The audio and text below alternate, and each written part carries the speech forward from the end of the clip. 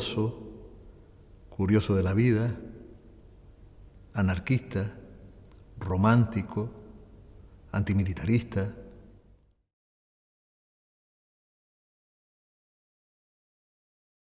Entonces estábamos revisitando romances tradicionales que había recogido Maximiano Trapero en sus pesquisas por las islas. Y se me ocurrió la idea de que podría ser muy interesante vincular aquella lectura de los romances de la tradición con un romance que estaba de alguna manera vinculado en su estética con aquella raíz popular, de literatura popular. Y entonces cuando leí el poema del Corredera de Pedro, pues dije, coño, aquí hay una veta de colaboración muy interesante si él quisiera que nosotros le pusiéramos música, intentáramos ponerle música, y si él se prestara, a propósito de que, como ya dije, conocía de su capacidad actoral, si él se prestara a colaborar con nosotros en directo presentando lo que después fue una especie de cantata. Vuelvo a recordar cómo me abre la puerta alguno de los ayudantes que tenía en la imprenta, y veo al fondo, rodeado de papeles y de pruebas de imprenta, al poeta, un mono saltando de un lado a otro que no paraba, él atendiendo los teléfonos, alguien que tocó después la puerta que yo y entró y empezaron a hablar como a media voz. Era todo un poco Camarote de los hermanos Marx, pero en versión política conspirativa, ¿no? Todavía, a pesar de que ya era el año 82, todavía se conservaba un cierto sabor de clandestino que debió acompañar a todas las imprentas donde Pedro laboraba. Y allí me senté y le dije, oiga, claro, lo trataba usted entonces. Pues mire, somos un grupo joven, nos llamamos Mestizay, en fin, queríamos hacer esto. Y él, al principio, pues con cierta parquedad, aunque muy amablemente, pues supongo que diría, este chico tan jovencito, ¿dónde va, no? Pero lo invité a los primeros ensayos cuando empezamos a montar la obra, y entonces allí él se dio cuenta de que aquello podía adquirir una dimensión que ni nosotros sospechábamos. Fuimos con aquel montaje que fue el primer éxito local de nuestra carrera, pues llegamos al continente, a la península, estuvimos en Madrid, estuvimos en Salamanca, y claro, Pedro nos robaba siempre los aplausos, porque aunque la adaptación musical del poema, que tuve que hacer una acotación, porque el poema es bastante largo, era, creo que interesante y novedosa para aquellos años. La forma de interpretar de Pedro, de narrar de Pedro, ponía los pelos de punta. Fue una experiencia muy, muy, muy linda, y eso ya, él lo disfrutó tanto que nos unió de por vida, nos hizo íntimos amigos.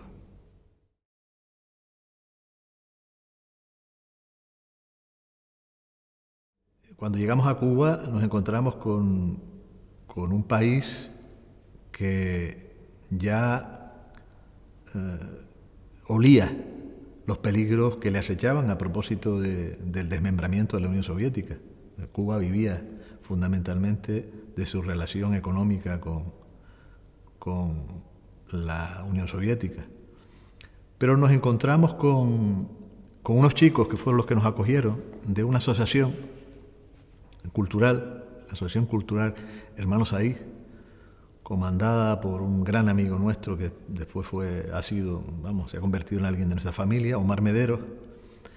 Y era una asociación que, aunque había nacido, como casi todo en Cuba, a la sombra de los poderes políticos y culturales de Cuba, con todas las condiciones que se supone que tiene eso, reunía a una serie de gente joven de nuestra edad, poetas, pintores, actores, músicos, que habían sido criados en los valores de la Revolución Cubana, pero que empezaban a cuestionarse creativamente las circunstancias incómodas en las que se movía el modelo de sociedad en Cuba, a nivel político, a nivel artístico, a nivel de censura, etc. Y esos 10, 15 días que estuvimos con ellos, actuamos en varios teatros, actuamos en la Universidad de La Habana, fueron muy enriquecedores, hasta tal punto que algunos de ellos, cuando nosotros volvimos a Canarias, nos visitaron, conseguimos traerlos para acá, nunca habían viajado fuera de Cuba, etc. Pedro y Carmen, junto con nosotros, en esa comunión generacional de gente joven, se adaptaron extraordinariamente, como casi siempre hacían, porque ellos no tenían ningún drama con edades ni con generaciones, eran bastante sui generis en eso. De ahí saltamos a Nicaragua. En Nicaragua nos encontramos con que los sandinistas, el gobierno sandinista que entonces gobernaba, empezaba a corromperse. Conocimos a gente del entorno sandinista, de la cultura sandinista, que también empezaban a posicionarse en lugares incómodos para el régimen. Después saltamos a Uruguay. En Uruguay llegamos cuando hacía poco que habían salido de la dictadura militar. Entonces nos encontramos con un país, en Montevideo, con una sociedad bastante traumatizada. Recuerdo aquellos días en Montevideo con cierto halo de tristeza que nos rodeaba siempre.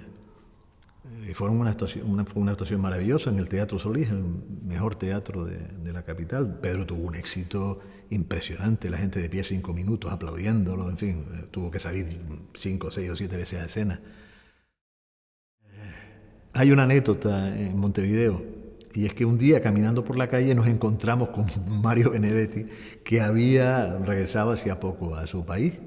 Saben ustedes que había estado exiliado en Madrid muchos años.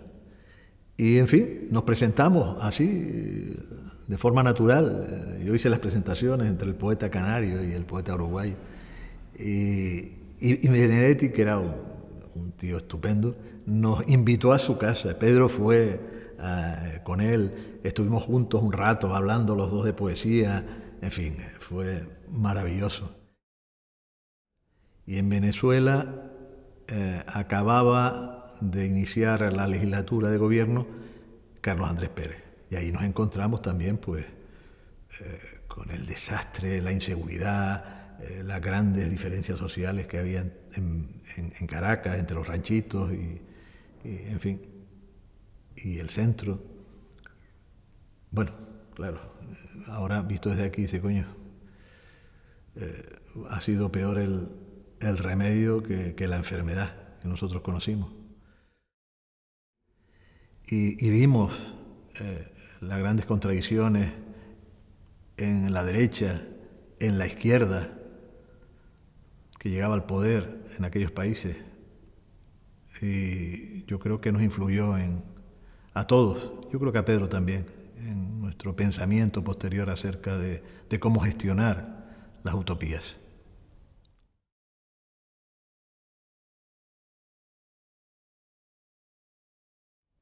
El caso más evidente, o los casos más evidentes en España, pues conocidos, son Machado y García Lorca.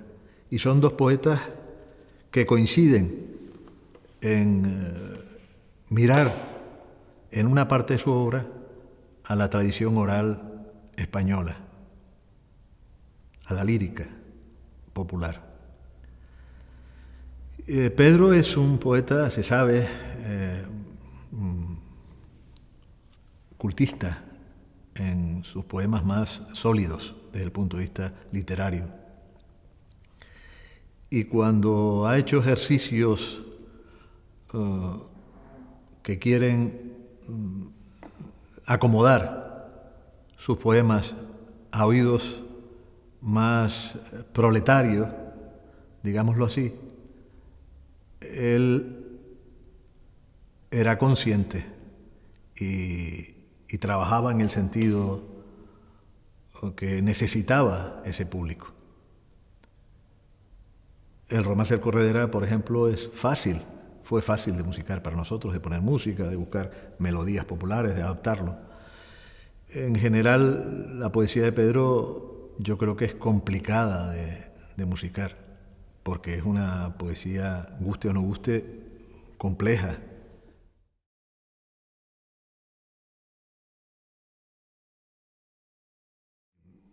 Con mi pequeña María se emocionó mucho. Yo estaba en Madrid y se la envié y le encantaba cómo las interpretaba Olga. Tenía una fascinación y un cariño hacia Olga a la que consideraba muchísimo. La adoraba, era su niña, ¿no? La tenía encumbrada. Decía de ella siempre ella siempre decía, es nuestra Amalia Rodríguez, qué garganta nuestra Olga.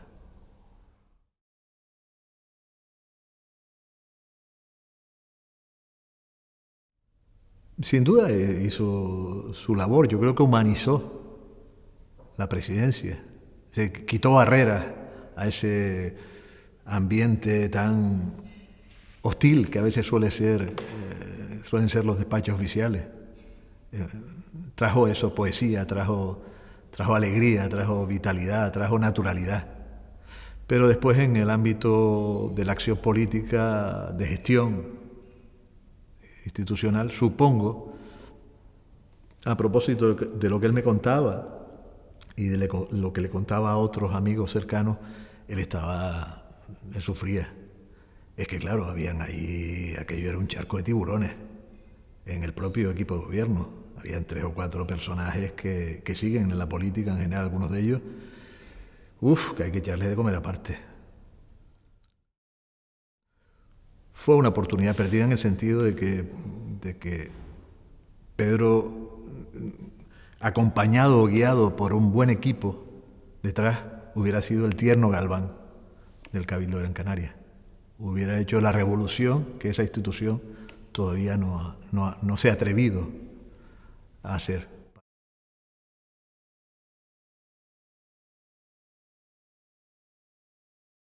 No sé, yo creo que triste, porque habla de nuestra fragilidad como sociedad, como país, me refiero a Canarias.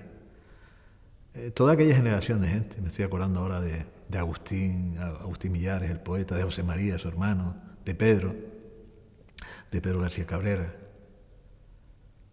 En general fueron gente que vivió, por no decir sí, todos, vivieron muy modestamente. Su nivel de vida económico no estaba a la altura de los talentos y de los talentos que tenían cada uno de ellos y lo que regalaron a nuestra sociedad.